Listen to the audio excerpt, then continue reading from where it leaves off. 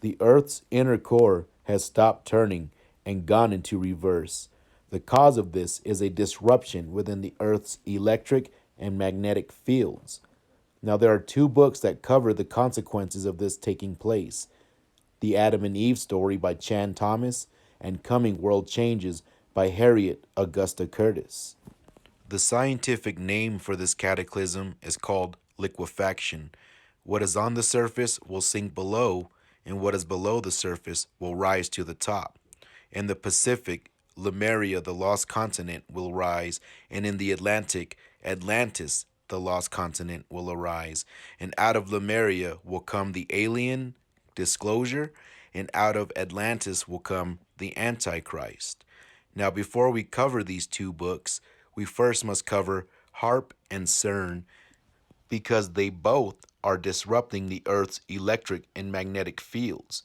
Global warming is a man made disaster. There's a very strong magnetic field down there. It's pressure and gravity and the magnetic field that all have to balance. We can't drill straight down to the Earth's center. It's around 3,000 kilometers through the mantle just to the outer core. But scientists at Peking University in China found that seismic waves from earthquakes showed the Earth's core rotating, but also slowing down, and that it stopped just over 10 years ago and appears to be picking up speed, rotating now in the other direction. So what could that mean for the magnetic forces in and around the Earth? Let's first look at the HAARP machine and its purpose. It stands for the High Frequency Active Auroral Research Program, or HAARP. HAARP is a scientific endeavor aimed at studying the properties and behavior of the ionosphere. How does HAARP work? Scientists at HAARP use HF radio transmitters to heat regions of the ionosphere and observe the effects, including ionospheric heating. What happens in the ionosphere? The upper atmosphere is ionized by solar radiation. That means the sun's energy is so strong at this level that it breaks apart molecules. So there ends up being electrons floating around and molecules which have lost or gained electrons. When the sun is active, more and more ionization happens. The ionosphere is the part of the atmosphere that is ionized. It plays an important part in atmospheric electricity and forms the inner edge of the magnetosphere. It has practical importance because, among other functions, it influences radio propagation to distant places on the Earth. So by heating up the ionosphere using the HAARP machine, they are breaking up molecules at an accelerated rate. Molecules broken apart become particles. This is where the HAARP machine works in cooperation with the CERN machine. The ionosphere is naturally heated by solar radiation, which is light and heat from the sun onto the Earth all the way down to its surface. The molecules of that natural solar radiation break apart on the ionosphere, creating particles. The HAARP machine also heats up the ionosphere using HF radio transmitters, which also breaks molecules on the ionosphere back down into particles. The CERN machine is a particle detector and particle accelerator. Particle accelerators use electric fields to speed up and increase the energy of a beam of particles, which are steered and focused by magnetic fields. By accelerating these particles at the speed of light, CERN is altering the Earth's magnetic field. The CERN machine is 100,000 times stronger than the Earth's magnetic field. So by the ionosphere being naturally heated by the sun's radiation, as well as artificially heated by the HAARP's HF radio transmitters, so by HAARP and CERN altering the electrical and magnetic fields of the Earth, we get a blueprint for the next global cataclysm. The Adam and Eve story, written by Chan Thomas, gives great detail of the consequences of altering the magnetic and electrical fields of the Earth in the first 2 pages of the very first chapter. And they read, "With a rumble so low as to be inaudible, growing, throbbing, then fuming into a thundering roar, the earthquake starts. only it's not like any earthquake in recorded history. In California, the mountains shake like ferns in a breeze. The mighty Pacific rears back and piles up into a mountain of water more than 2 miles high, then starts its race eastward.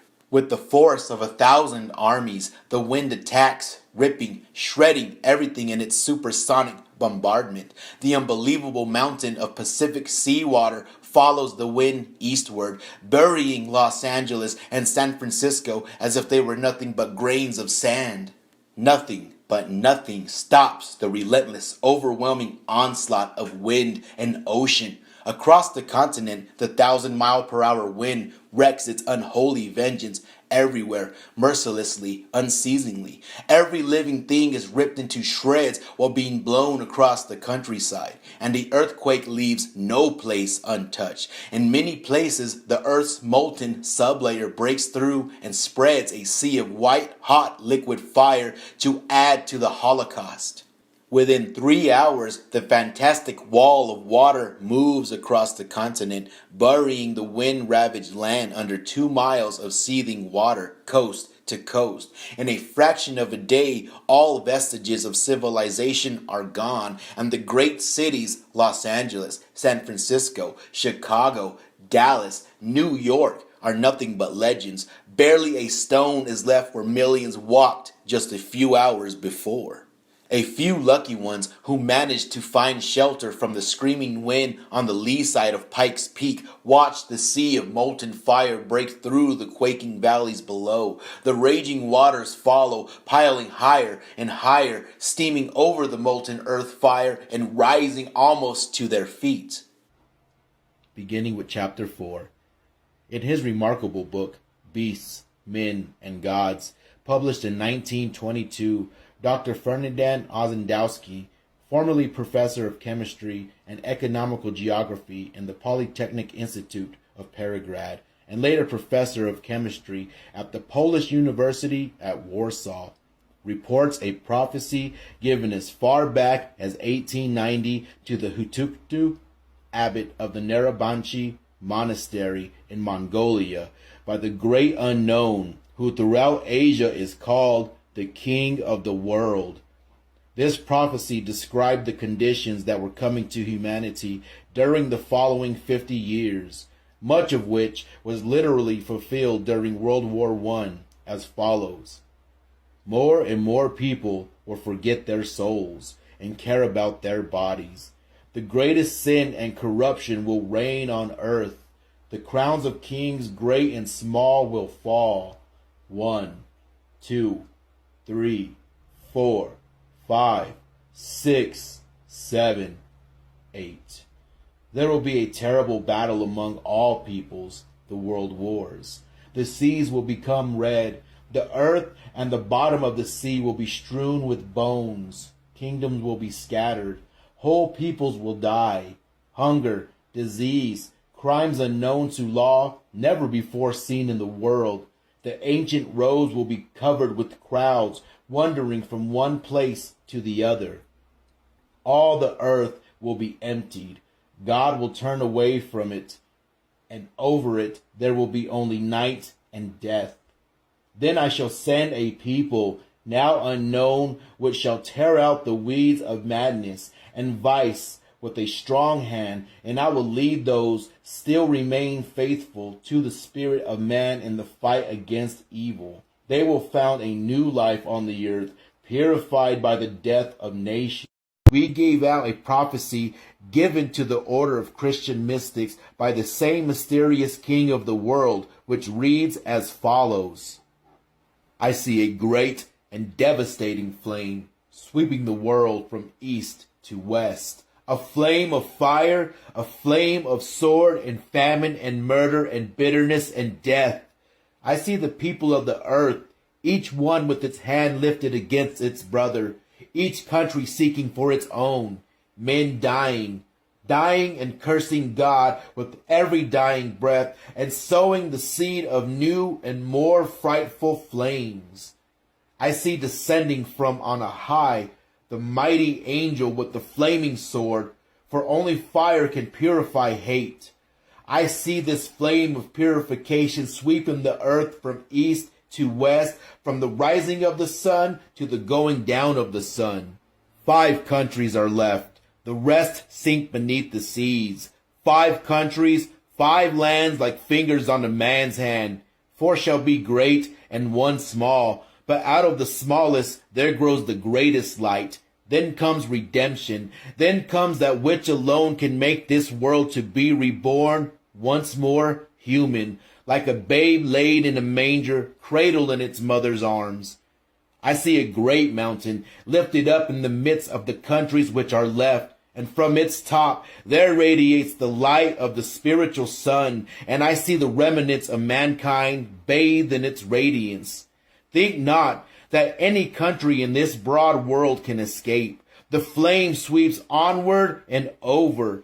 Only those who have the flame of the living Christ in their hearts shall survive.